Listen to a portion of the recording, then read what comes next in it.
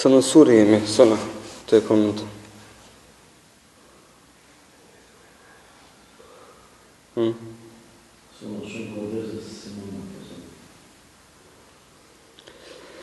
Surë të Al-Ghashje. E që dhe kemi thënë Ghashje? Jo me ditë, s'paku që ka të me thënë Ghashje, që ka bëhet fjarë. Kështë ka majtë më.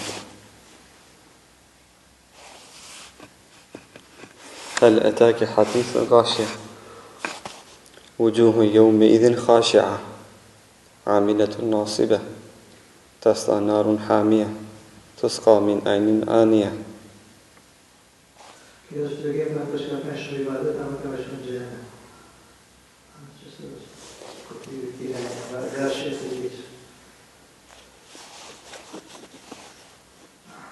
Ghashia është për qëllim dita e gjykimit, mjegulla e madhe, e cila ka me mbulu krejt. Për çfarë ghashia do të thonë mbulim?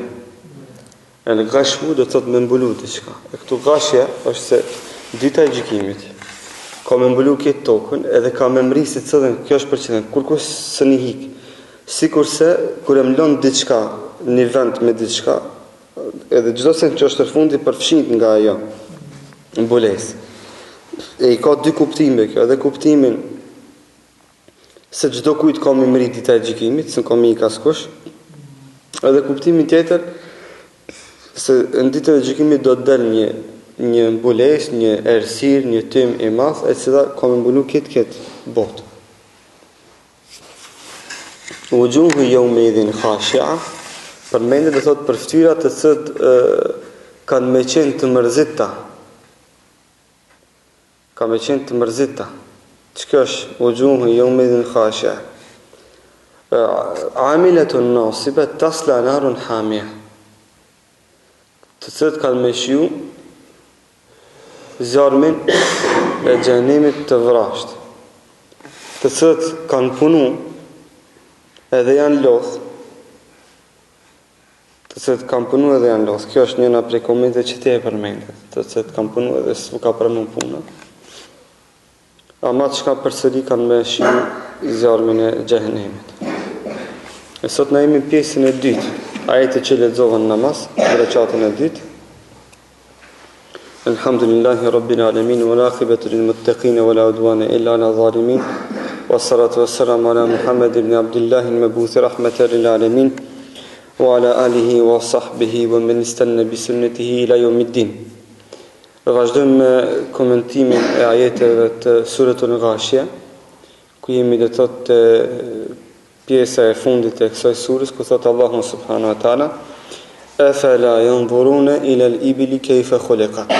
Masi që pjesën e parë të kësaj surës përmend ditën e gjykimit, përmend edhe dënimin atyve që s'kan besuar Zot, përmend ata të cilët si do të dënojnë. Në pjesën e dytë të surës përmend shpërblimin e atyve që veprojnë vepra të mira.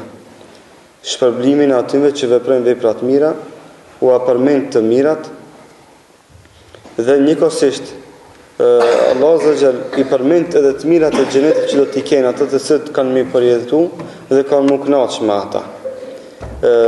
Në pjesën e tretë të ajetit, Allahu subhanahu wa taala, duke përmend mahlukatet të cilët na i shohim, i përjetojmë dhe a shohim të mirën, don që me ngrit vetdijen të krijesat të cilët fatkeqësisht gjenden në kufër dhe shirk. Don me ngrit vetdijen duke prek krijesat të cilët janë të prekshme edhe na u a shohim hajrin aty. Dhe thot: "Afala yanzuruna ila al-ibli kayfa khuliqat." Kjo pyetje është pyetje nënçmimi. Thot: pse nuk e këshirin? A nuk shiqojnë? A nuk e shohin? Devën. Kejfe khuliqat, se si është kriju devja. Allah s.a. përmend devën nga se devja është kafsha që më shumë të përjetojnë, më shumë të e kanë në jetën e përditshme arabët. Dhe shpallja pasi që vjen në Mekke, në ato shkretire, në ato vendet të nxehta, Devja është e vetmja kafshë e cila më së miri ka mundësi me mbijetu në ato kushte ekstreme të nxehta me thatësi të madhe. Shoni, ka dy problematika. Atë është kushte ekstreme të nxehta, do të thotë dhe nga ana tjetër thatësi e madhe. Dhe nga ana tjetër është një kafshë e cila mbijeton gjitha këto.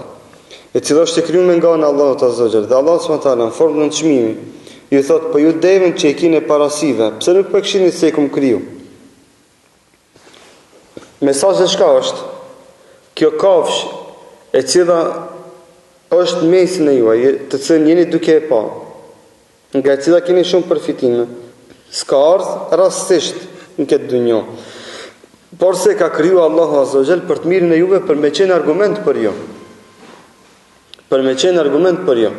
Shishoni, devja përmendet në çështjet e besimit. Devja përmendet në çështjet e besimit, sidomos në akiden rububia. Në akiden rububia, por e cila përzit edhe me akiden uluhia. Devja përmendet edhe të shkatrimi i popullit të Salihit alayhi salam. Shkaku i shkatrimit të tyre ishte pse ata çka morën guximin edhe sulmun devën, e cila ishte argument i Zotit. Edhe Allahu Azza wa Jalla shikoni, zgjodhi devën argument, të cilën deve do thotë e nxori nga një vend ku ishte pamundur me dal deve nga kodra, nga guri. Megjithatë ata refuzuan. Kurse argument vasile devën që ata do të thotë çka besojnë në akiden rububie, besojnë edhe në akiden uluhie.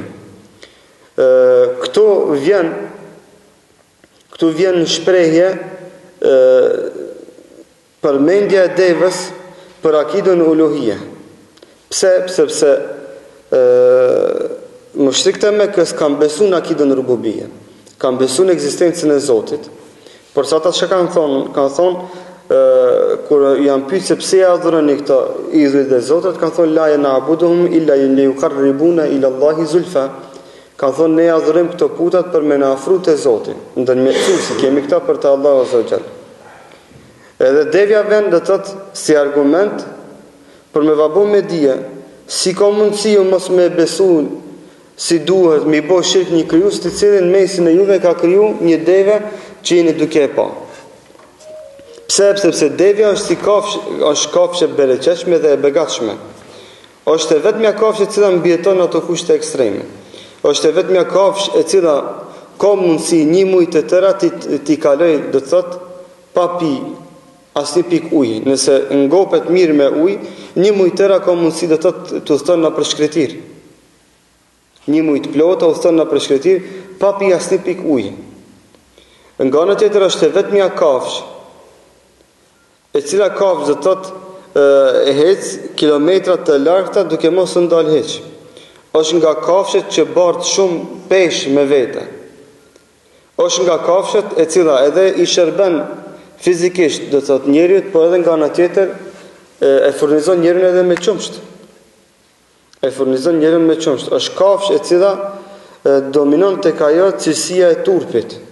Derisa nga cilësitë e devës është hyrnek edhe për turp, për mare, devja.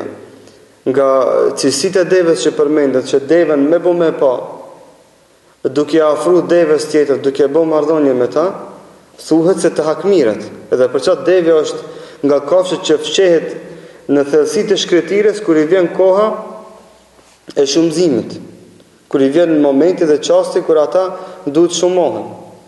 Dhe për këtë shkak Allahu Azza wa Jalla përmend devën këto. Është nga kafshët e cila është e madhe për të shërbim njeriu zbret poshtë. Ulet për ta ngarkuar me madhra të ndryshme.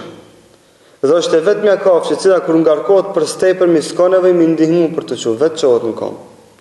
Zakonisht kafshëra kur ngarkohen shumë duhet mi ndihmu pak me diçka njerëzit që ajo çohet në kom. Devja çohet vetë. Vetëm të jetë në shërbim të njeriut.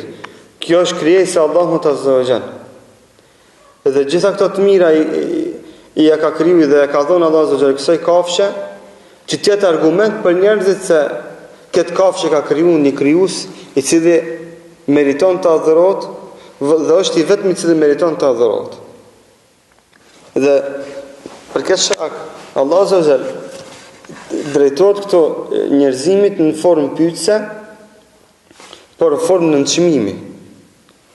Do të pyetja e cila synon nënçmimin e tyre, duke dashur i thonë se ju devën e keni para vete, ja shihni gjitha këto të mira, dhe të pini qumsh nga ajo, dhe i shihni se kjo kafsh është diçka e veçantë dhe është krijesë e veçantë Allahut azza wa jall, si ka mundësi ju që me marrë guximin që krijuesin e kësaj kafshe mos me adhuru.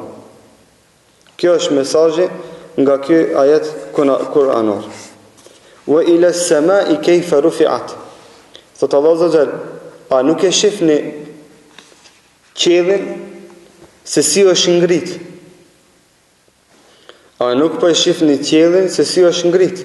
Shiqeni qiellin, ngrene kokën lart. Kjo është mesazhi i këtij ajeti kuranor. Ngrene kokën lart. Dhe përmes krijesave të Allahut azza wa jall, që janë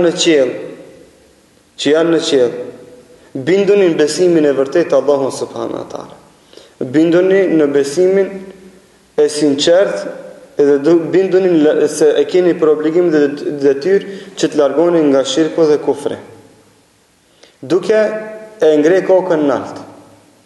Wa ila as-sama'i kayfa rufi'at. Pse përmendet kjo? Sepse ky qiell, i cili qiell nuk ka shtylla, mban në vete krijesa të mëdha.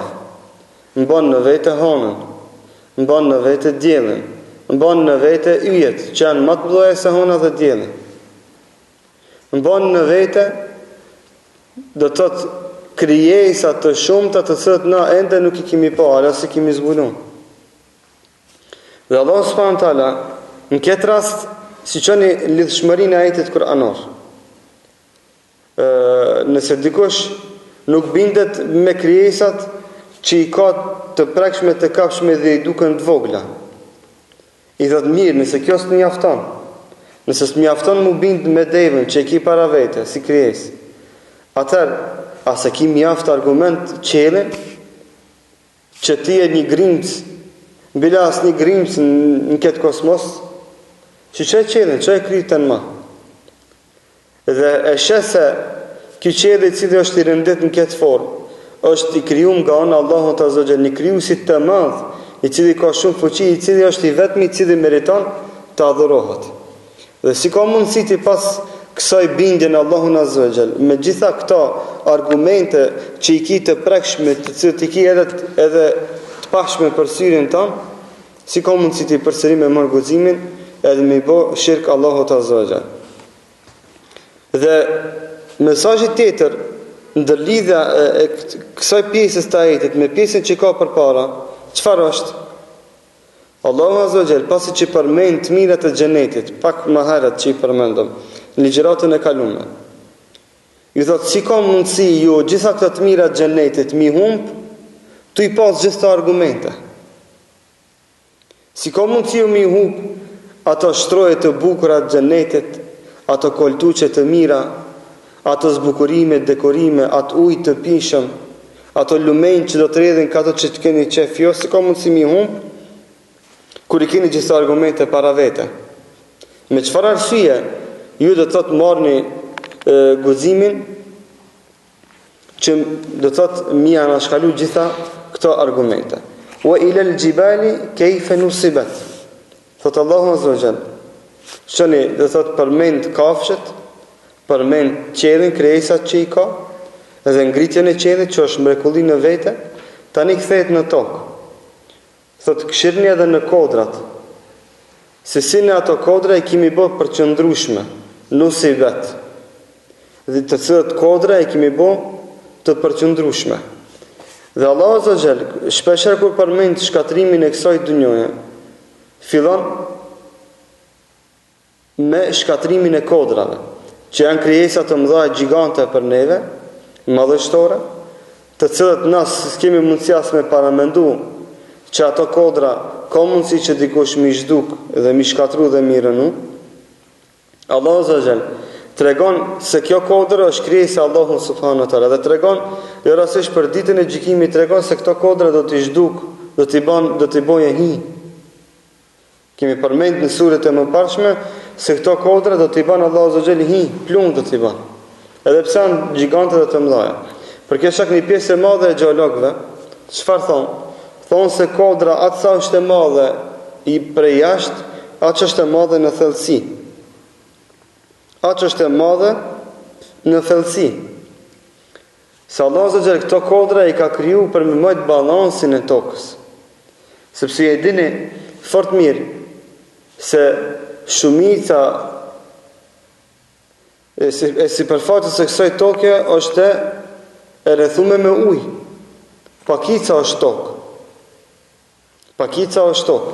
Dhe për këtë shkak thonë ulemat se Allahu Azza Jall i ka lënë këto kodra për me mojt baraspeshën dhe balansin e tokës.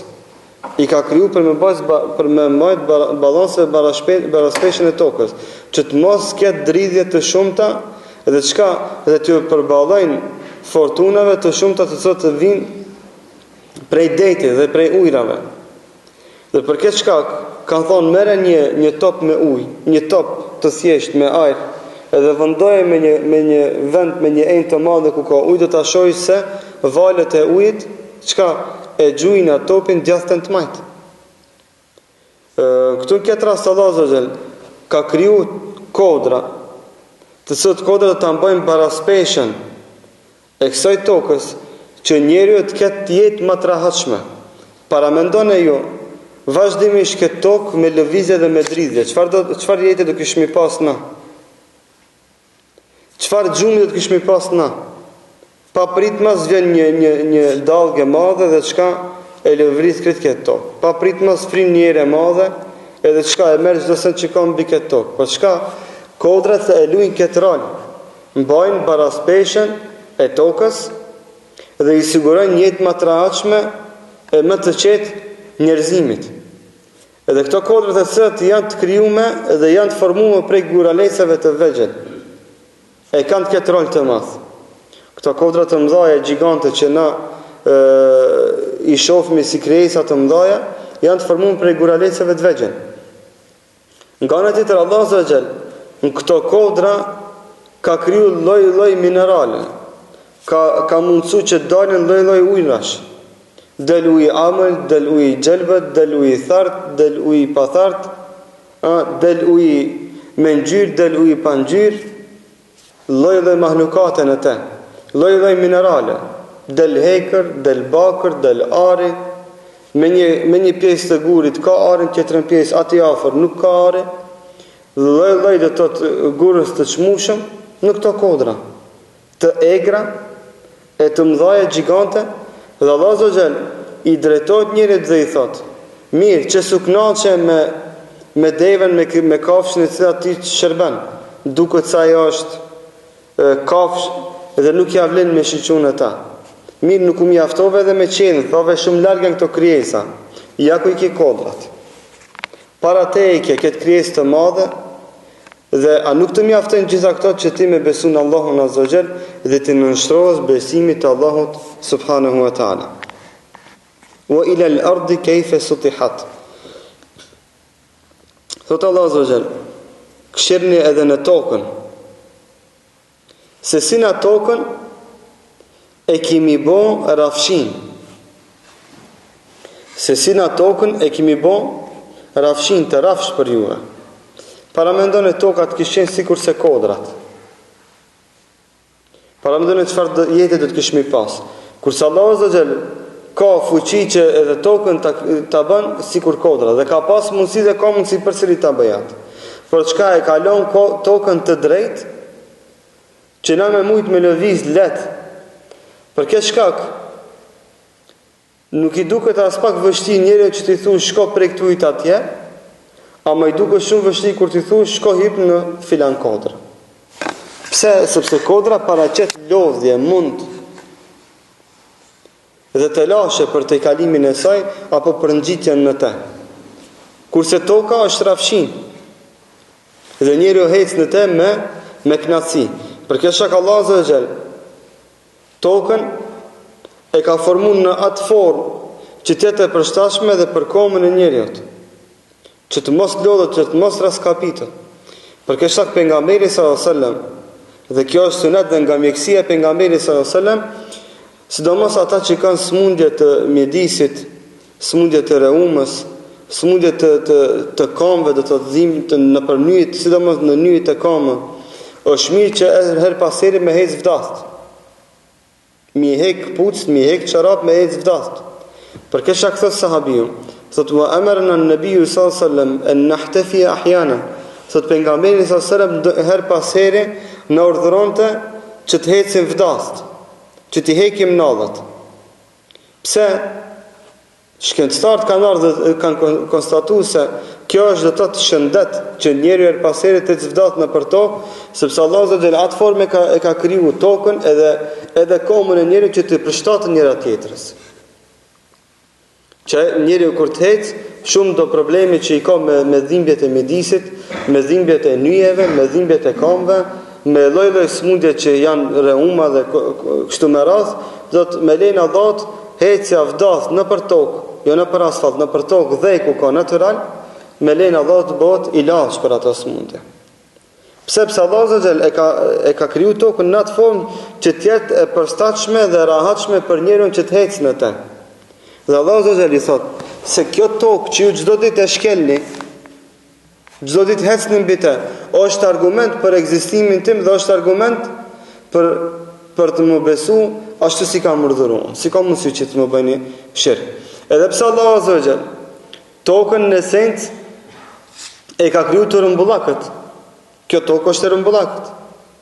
Për këtë shkak thot Allahu subhanahu wa taala wa idha al-ardu muddat.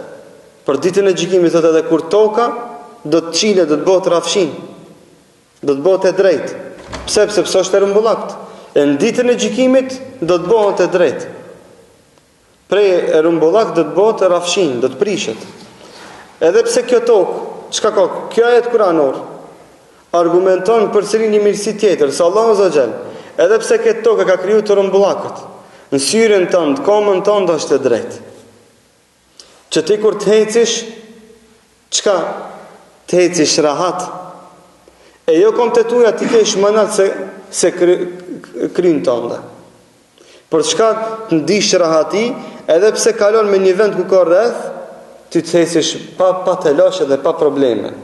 Dhe kjo është nga mirësitë e Allahut Azza wa Jall që na e kalon neve me përjetu, dhe është argument i fortë se ne do të thotë duhet të jemi të bindur se pas këtyre krijesave të mëdha madhështore qëndron krijuesi i madh Allahu subhanahu wa taala.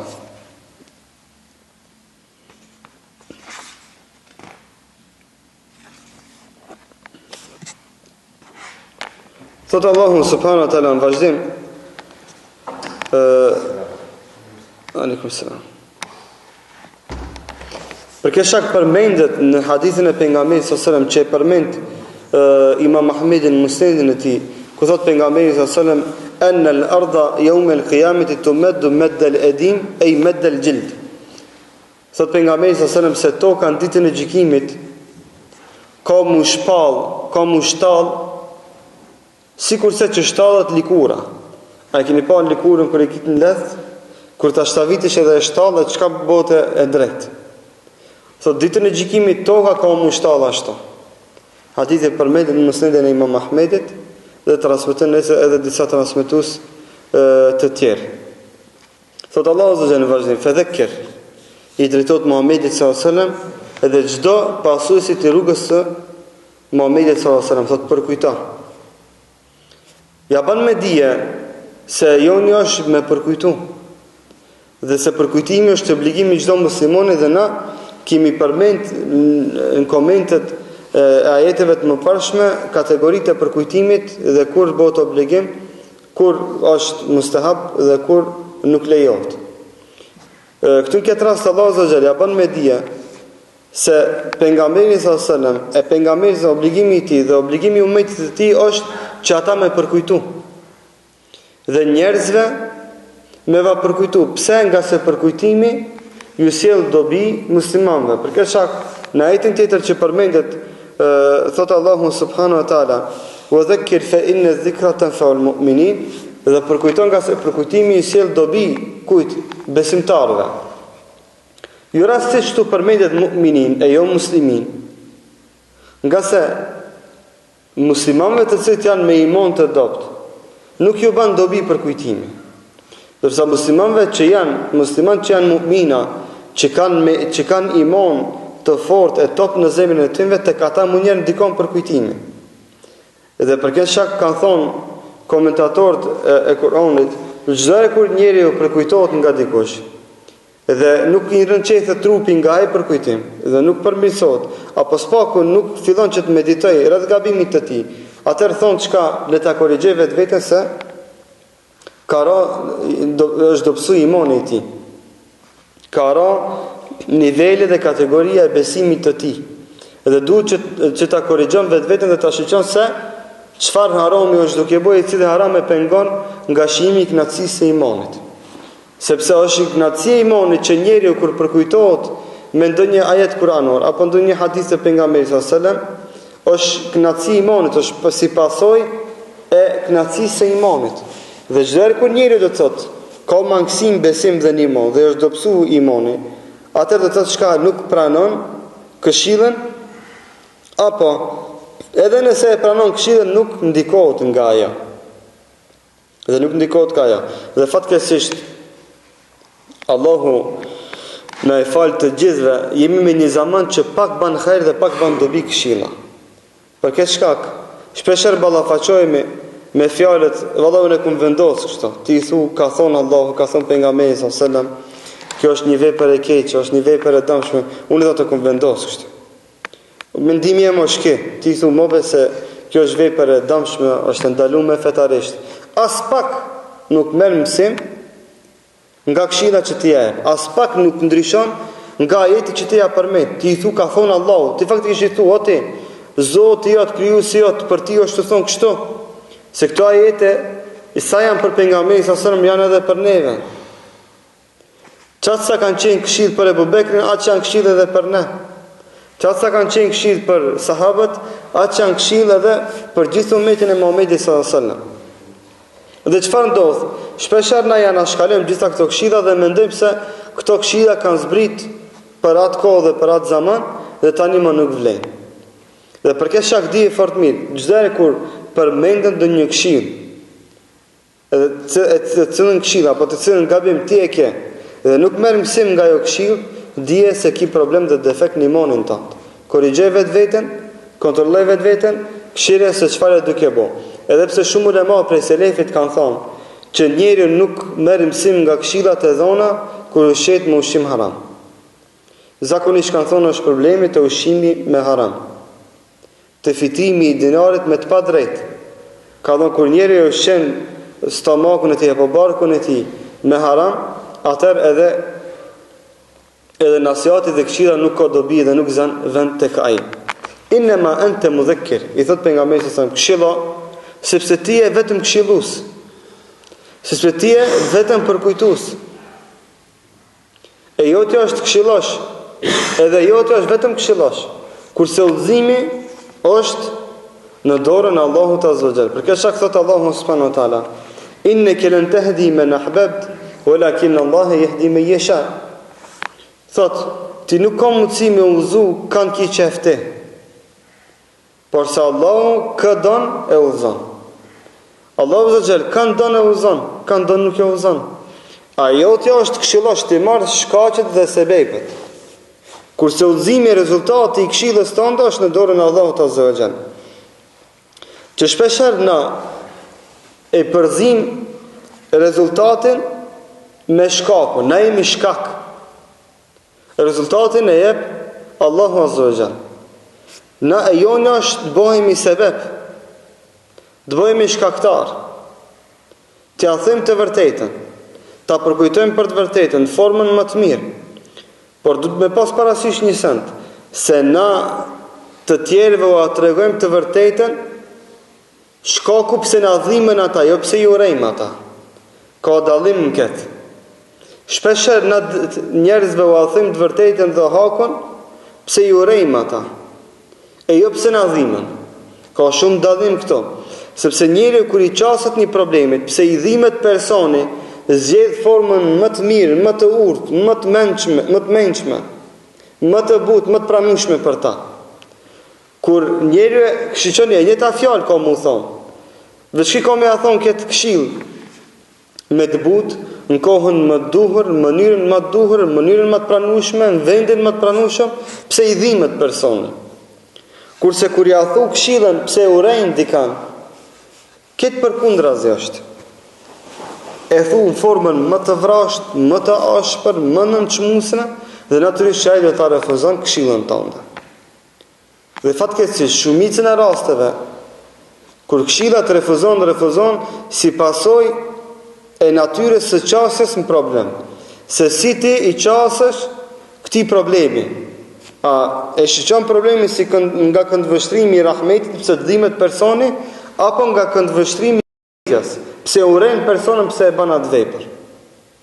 Neve fatkeqësisht shpesh herë nuk na dhimbet personi që na bën gjuna, që bën haram, për çka e urejmë atë. Edhe për shkaku i kësaj urrejtje, edhe bëjmë gabime të tilla. Dhe Allah Azza wa Jall, për këtë shkak i thot pejgamberit sallallahu alajhi wasallam, këshillo sepse jotja është këshillosh. Ty na të kemi dërgu për me këshillu. Për këtë shkak Allah Azza wa Jall, në momentin e parë që i zbret shpallja, pejgamberi sallallahu alajhi wasallam çka i thot? Ja ayyuhal muzammil, qum fa'anzir. O ti që e mbulu nga frika dhe trishtimi dhe nga sprova që e patët, që tërë shpallja. Qum fa'anzir, edhe shko përkujtoj njerëzit. Shko tregovo njerëzve që të ka ardhur ky hajr dhe ky bereqet. E jo në është çomi dhe të përkujtojmë në formën më të mirë, më të pranueshme, më të qartë. Që njerëzit çka t'i afrojmë ka kjo fe, t'i largojmë nga të këqijat, edhe njerëzve të bëjmë të dashur fen e jo të urrejtur. Për këtë shkak pejgamberi sallallahu alajhi wasallam nuk u ndal të përkujtu edhe në shtratin e vdekjes. Fjalët e fundit të pejgamberit sallallahu alajhi wasallam ishin këshilla e fundit, çka? Es-salatu wa ma malakat aymanukum. Çfarë ke pejgamberi sallallahu namazi. Edhe ata që i keni nën mbikëqyrjen tuaj.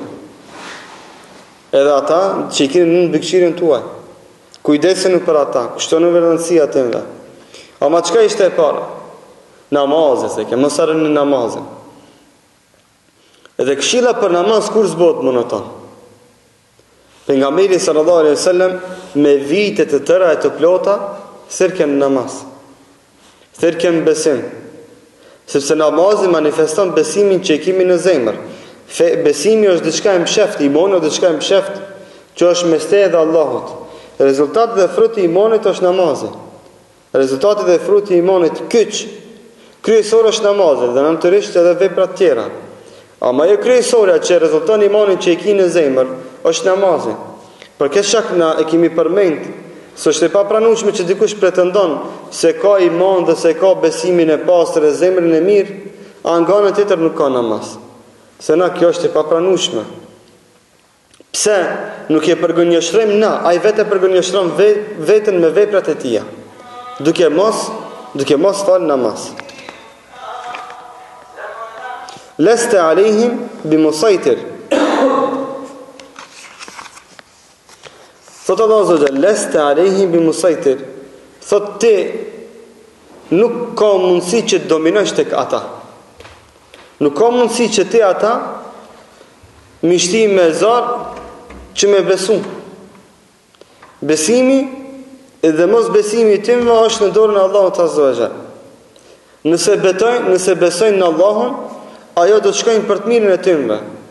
Nëse bëjnë kufër Allahut Azza wa Jall, ajo do të jetë argument kundër atyre, sepse u këshillun nga ana e këshilluesit dhe refuzun këshillën. Apo nëse e pranojnë këshillën, atëherë e kanë pranuar këtë të mirë, kanë besuar në Allahun Azza wa Jall dhe kanë shpëtuar nga zjarmi i xhenemit. Shiqo, ja bën me dije pejgamberi sallallahu alajhi wasallam se ti s'ki çka mërzitesh pse këta s'kan me të besu. S'ki çka mërzitesh nëse këta e refuzojnë thirrjen tënde. E jotja është që t'u tregojsh rrugën e vërtetë dhe të drejtë, në formën më të mirë dhe më të butë që e din, në formën që është e pranueshme për ata. Ama ti nuk do të llogaritesh, ata do të besojnë apo nuk do të besojnë. Për këtë çka masi që urdhëron pejgamberi sallallahu alajhi wasallam që ti këshillon ata, ja bën me dije se ti nuk ka mundësi që ti shtish me zor që ata me besu. Besimi dhe mos besimi tim është në dorën e Allahut subhanahu wa taala. Illa man tawalla wa kafar feyu'adhibuhu Allahu al-'adhab al-akbar. Do ta vazhdojmë në ligjëratën e ardhshme, pasi që sa më të pa plotësuar 30 minuta. Lutë Allahun azza wa jall që të kemi dobi nga kjo ligjërat, të na regjistroj këtë kohë në regjistrin e veprave tona të mira, ku dalim para Allahut subhanahu wa taala të hasim dhe të gjejmë si vepra të mira, dhe këto këshilla, këto nasihat, këto ligjërata të jenë shkak dhe sebeb për faljen e gjunaheve tona dhe për shtimin e veprave tona të mira. Walhamdulillahi rabbil alamin. Allah e shpëlef për durime.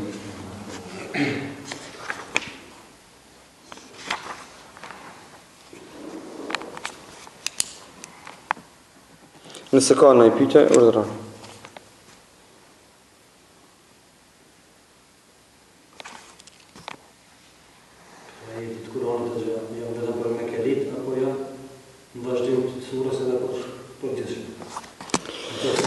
Janë përgjithshme.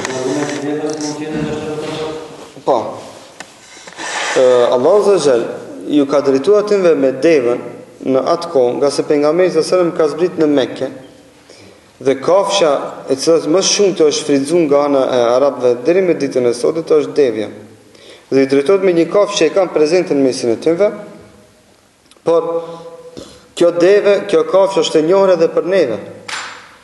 I dim në sidomos këtë zaman dhe këtë kohë me internetin dhe me librat dhe me përcjelljen e informatave të thotë përmes mediumeve të ndryshme, print version apo elektro versione, na shumë informata për devën i kemi në disponim, sikur me jetun tokat arabe.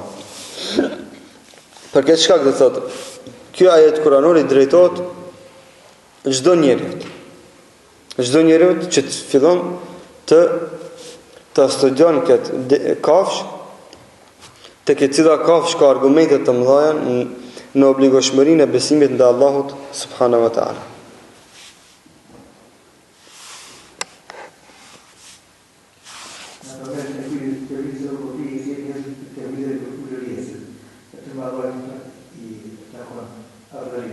Po.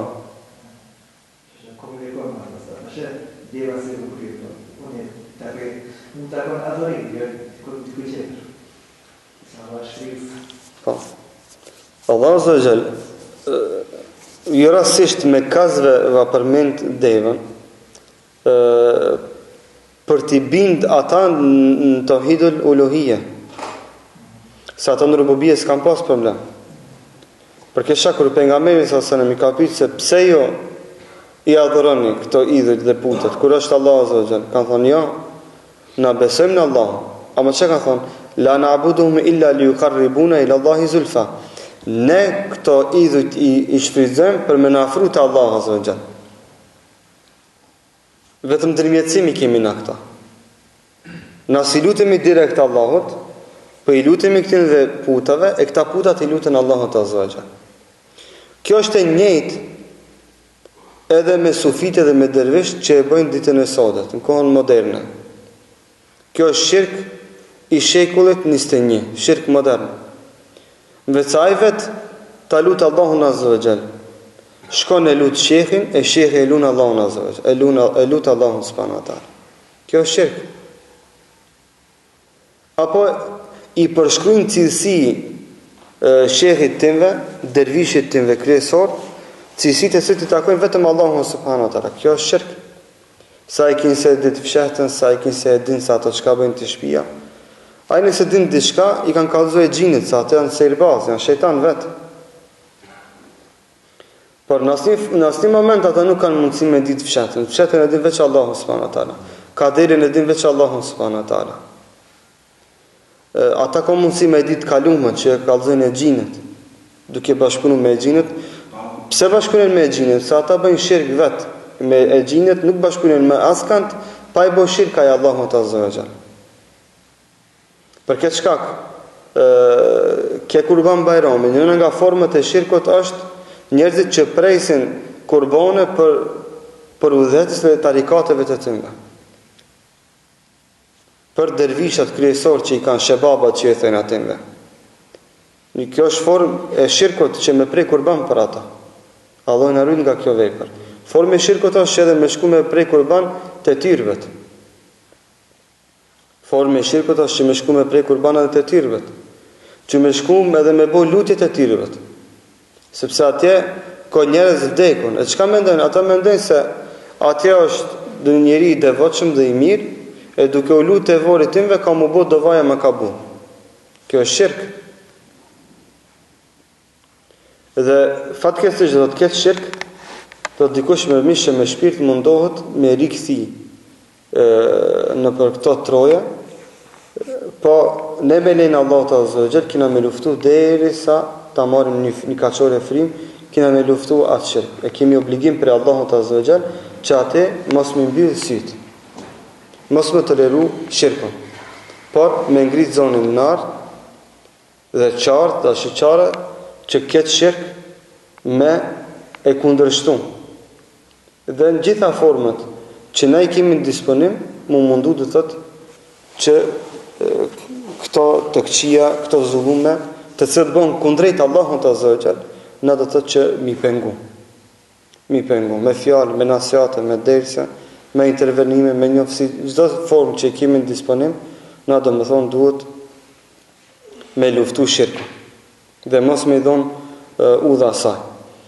Fatkeqësisht do të thotë shirku i mekazve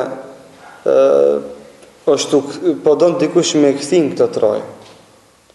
Shirkun e mekazve mundot dikush me kthin këtë troje nëpërmjet modernizmit, klasicizmit, nëpërmes monumenteve historike, kise monumente historike, po na do të me qenë syqel, me qenë vigilant dhe me qenë lartpamës, dhe këto meselit të kemi të qarta, edhe të jemi dhe tëtë me qëndrime të qarta, dhe të prera kundrejt këtive dukurive që janë negative në aspektin fetar. Është temës një video që me hadithin lidhje e që të cilët i kanë të gjëmaja. A për qëllim të gjëmaja rresht, apo të gjëmaja gjatë jetë. Ndë kontrolon në zemë në vetë, këtë është shumë kujtojnë. Wallahu alem,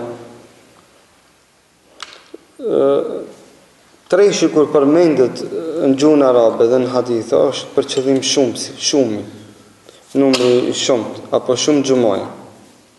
Nuk është për qëllim do të thotë precizimi me një a dy apo tre me numra. Është për qëllim shumë. Megjithatë ne themi, njeri është në rrezik të madh mi hik një gjumë. Një mi hik. Një recat e gjumos mi hik, njeri është në humbje të madhe. E mos lasim që ti hike një gjumë, po dy apo Allah mos e bëftë edhe tre me mri. E jona është që njerëzve të bëjmë me dije shpërblimin e madh që i ka falja e gjumos. Dhe fatkeqësisht njerëzit janë anashkalojnë gjumon shkaku se si a din vlerën e gjumos. Shkaku se si din vlerën e gjumos, apo duke mendu se me faljen e drekës thot përmbushin boshllokun e gjumos. Na më shumë duhet t'i qasim i kësaj se sa kësaj. Më shumë duhet t'i jipemi argumenteve të cilat i inkurajojnë besimtarët në vepra të mira, se sa argumenteve të cilat kërcënojnë për mos veprimin e obligimeve që janë ndaj Allahut azza wa jalla. Duke mundu me mbajt balansën mes këtyre. Por ne, për këtë shkak do të ndinin Allahun subhanahu wa taala. E para që ka ardhur është tauhidi, është besimi në Allah, e pastaj është çka luftimi i mosbesimit. Të njërë dush me a tregu të mirën e tamnën, që ai me automatizëm ta diktoj atë që është e keqe. Ti ja jep me shiu mjaltën dhe e din çdo sent që e han pas mjaltës, e din se është më e ethtë se sa mjalta. Na një njerëzve duhet me vadhon imanin. Duhet me mundësu që me shiu dhe me dit kënaqësinë e faljes së namazit të xhamos dhe shpërblimet që i ka. Dhe e din se çdo sen që është jashtë kësaj është e keqe. Çdo sen që është jashtë kësaj është e keqe. Por megjithatë lutem Allahun azza wa jall që gjithë muslimanët të cilët kanë lënë ndonjë xhamo ti përmirësojnë. Të bëjnë tybe sa më shpejt, të fillojnë që t'i falen xhamot, të mos e lënë këtë hajër dhe këtë bereqet të madh që të vinë dhe të falen së bashku me muslimanët, ta përkujtojnë njëri tjetrin në ahiret dhe të mundohen që të fitojnë shpërblimet e mëdha që i ka ky namaz i madh dhe kjo ditë e madhe. Wallahu ta'ala ala. Nëse i fal 5 vakt namaz njëri tan jetën, ai fiton xhenetin. Na themi që ai që fal namaz është pastrum, duke argumentuar me fjalën e Allahut azza wa jall, qad aflaha man tazakka wa dhakara isma rabbih fa salla. Ka shpëtuar ai i cili është pastrum, duke i përmendur Allahun e duke fal namaz. Po, kjo është në suratul Ala, ajetet ka fundi që.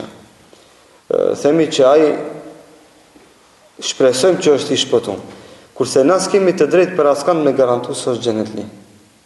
E jonja është që na me shpresu dhe me pas imit se ky person ka qenë i mirë sepse është lut dhe ka falë namaz tan jetën e tij. Kurse me garantu për dikant se është xhenetli, është ndaluar fetarisht. E jonja është me thonë shpresojmë se ky person ka qenë nga besimtarët e mirë. Wallahu hasibu, kurse llogaritës e tij është Allahu azza wa jalla, nuk është na e jona që na të llogarisim atë. Sepse atëherë kemi ndërhyrë me një punë që s'kemi na vend atë. Llogaritja është e drejtë ekskluzive Allahut azza wa jalla. E jona është me gjyku sipas asaj që e shohim dhe me shpresu se ç'ashtu është. Pse? Sepse ne prapë se dim se çka ka fshehur në zemrën e tij. Tan jetën është fal, 5 kohë namaz, kurse ka huq, ama ndoshta tan kohën ka pas shirk dhe kufër në zemrën e tij. E jona është që na me shpresu se është ka qenë besimtar i mirë,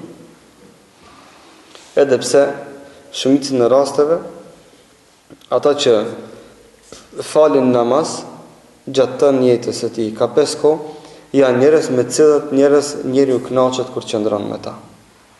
Por megjithatë, e jona nuk është që na me garantu për dikan, por e jona është me bëu dua dhe me shpresu që ai person me qenë apo të bëhet nga xhenetlit dhe Allahu t'ia fal gjunat eventuale që i ka pas. Wallahu a'lam. Përqime të ndërlidhë i muhabetin për ose të përqime. Për Ramazan e ke pas përmen për Idrisin a.s. që Gjëbrili ka morë shpimi me thonë në qelën e kafën. Po.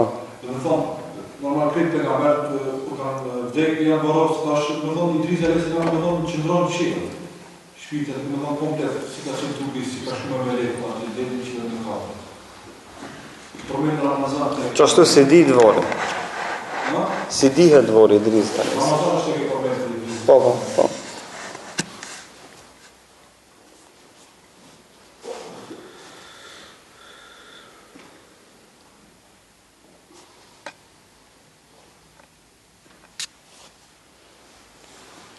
Pjasoj dite që ndrohet sahati, shënë se djetë ndrohet këtë java, ja? Deri si do të jetë mas jatësia. Sot dhe se ndrohet sahati ka e dila, ka e shtuna, të mërkurën në arshme deri si është mas namazit jatësis. E falmi jatësin, pastaj e fillojmë derisi.